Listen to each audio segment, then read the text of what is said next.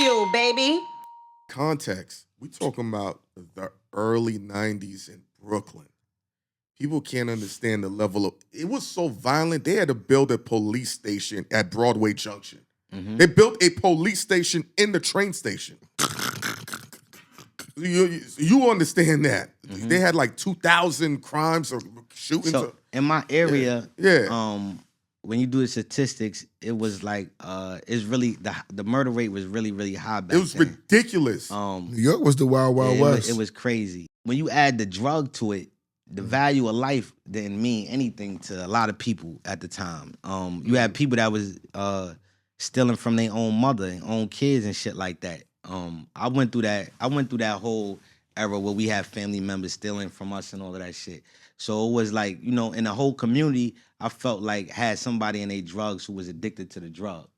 I mean, it was like you had to have somebody in your family that was messing around, or to some degree, it was like it didn't miss a household in some way. You know what I'm saying? And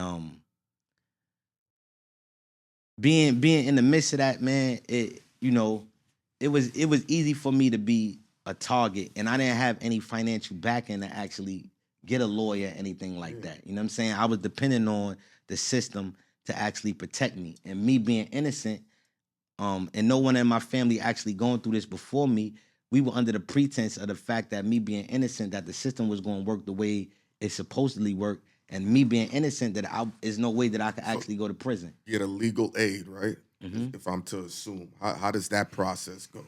So I got signed to like 3 different lawyers in order for them to get me to the point where I was ready for trial.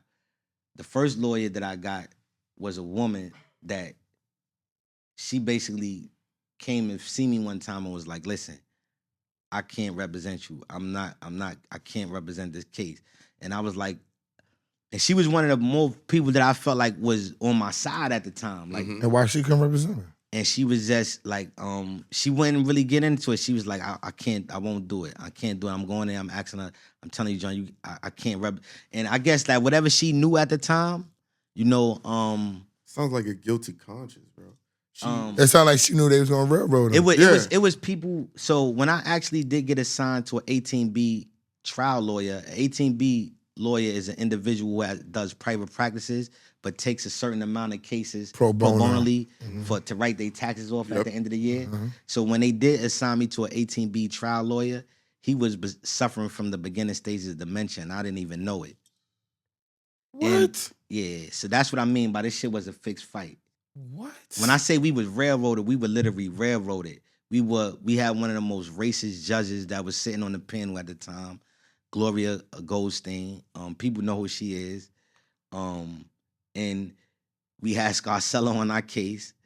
That's the tree. That's the tree though. Yeah. Got him. Because because if we watch Law and Order, which we do, the cop has the certain judge that he goes to. You know, why'd you go to her? You know she's not gonna clear that. Next time you do it, you go to him. Because he's the one that's gonna fucking force the shit to go through, blah, blah, blah, blah. And then you know this though, after all these years of me, you know, getting I exhausted all my remedies. I got back in the court through a 440 by the grace, you know what I'm saying? What's a 440? A 440 is like newly discovered evidence. Newly discovery. Right? I just want to shout out my angel, or our angel. She's a lot of our angel. A lot of people don't give her credit. Her name is Miss Frances Robles. She's a reporter from the New York Times. She's the reason why I'm here today. And what I mean by that is she's the one who actually did the investigation on Scarcella and came up with a lot of our information and could prove a lot of our innocence, because she was the one who actually investigated this cat and had the courage to actually put it out.